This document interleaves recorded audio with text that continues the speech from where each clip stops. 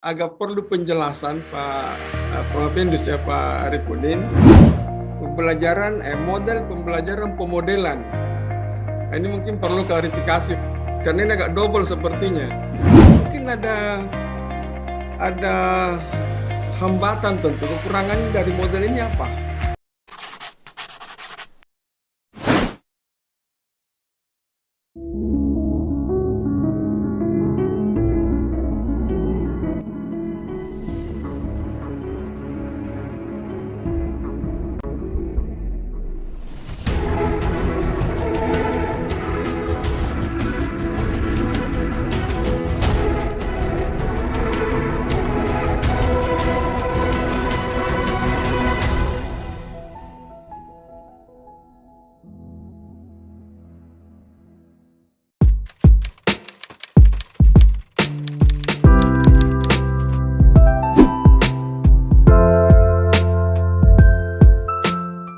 Sesi selanjutnya adalah sesi pertanyaan, sanggahan, dan klarifikasi dari tim penguji. Sebagai catatan, setiap penguji dialokasikan waktu tidak lebih dari 5 menit, terkecuali penguji eksternal bisa memanfaatkan waktu lebih dari 5 menit. Baiklah, Bapak Ibu yang saya hormati, mohon Pak Jamal menyiapkan catatannya, karena berikut ini kita mengawali dari penguji internal. Mohon perkenan Bapak Profesor Dr. Haji Fattabundu MPD untuk memanfaatkan waktu yang dialokasikan.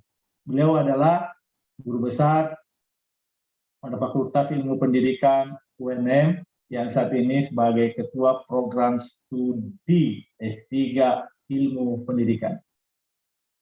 Dengan hormat, disilakan. Assalamualaikum warahmatullahi wabarakatuh. Waalaikumsalam warahmatullahi wabarakatuh. Terima kasih kesempatan ini.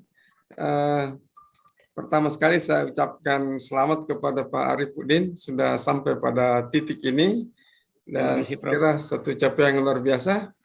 Samping itu sangat-sangat bersyukur sekali karena dengan ujian ini saya baru ketemu langsung dengan Pak Arifudin, sama-sama sekampung rupanya. Andai tidak promosi, tidak ketemu saya dengan Pak Arifudin. Baik, untuk pertanyaan yang ingin saya kemukakan Pak, mungkin ini ya agak perlu penjelasan Pak Pendus ya Pak Arifudin. Pengembangan pembelajaran dengan pengembangan model pembelajaran gitu. Karena ini agak double sepertinya. Model pembelajaran pemodelan. Nah, ini mungkin perlu klarifikasi mungkin Pak Arifudin, karena pengembangan model dengan pengembangan pembelajaran lalu itu ada seperti seperti double gitu. Nah, ini perlu diperjelas kepada kita semua. Silakan Pak. Baik, terima kasih. Bismillahirrahmanirrahim. Assalamualaikum warahmatullahi wabarakatuh. Waalaikumsalam warahmatullahi wabarakatuh.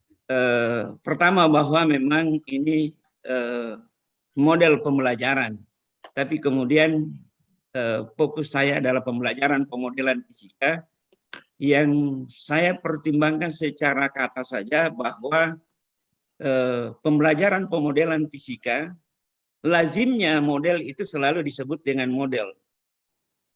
Sehingga pertimbangan saya waktu saya ditanya oleh Pak Dekan kemarin disarankan memang model pembelajaran pemodelan fisika.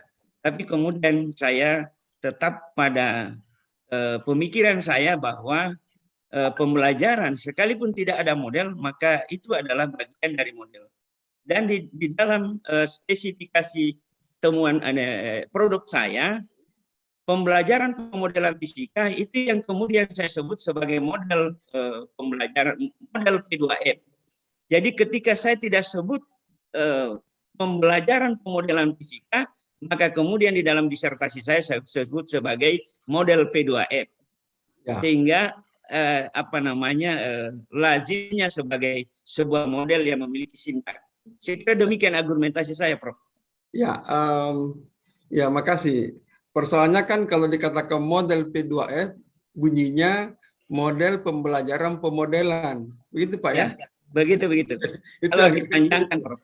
model pembelajaran pemodelan fisika gitu ya. Jadi ya yang penting barangkali terkomunikasi kepada khalayak bahwa apa masuk dengan pemodelan itu, karena depannya ada model pembelajaran pemodelan gitu. Oke, yang berikut mungkin ada hambatan tentu, kekurangan dari model ini apa? Yang kadang-kadang biasa kita lupa itu, apa sih kekurangannya? Kadang-kadang keunggulannya terus yang kita ungkapkan, tapi kekurangannya lupa kita ini. Ini menurut Pak Propendus ini, apa kekurangan dari model Bapak yang Anda angkat ini? Ya, pembelajaran pemodelan fisika ini berbasis teori konstruktivis, sehingga kekurangannya ketika model ini diterapkan pada mahasiswa di bawah standar rata-rata tentu akan mengalami kendala-kendala. Karena di dalamnya adalah kita harus menyajikan fenomena fisis. Dari fenomena fisis itu kita akan mengidentifikasi masalah. Ya. Kemudian kita tahu fisika itu banyak persyaratan, sehingga pada fase kedua itu adalah pengetahuan prasyarat. Nah, baru masuk pada inti pemodelan yang saya kemukakan dalam pemodelan fisika, diawali dengan model fenomena, model Kalau gambar. bisa saya potong Pak Propendus ya, berarti kekurangannya ini hanya bisa pada mahasiswa yang di atas rata-rata begitu. Dan saya atau gimana itu? Tidak begitu. Makanya di saran saya katakan ketika dosen menerapkan ini pada mahasiswa yang katakanlah di bawah standar rata-rata, maka dia memerlukan bimbingan secara bertahap. Oke, baik. Dan saya pikir itu perlu ada solusinya nanti di lapangan, karena sepertinya tidak bisa langsung digunakan karena dosennya harus masih kerja keras ini.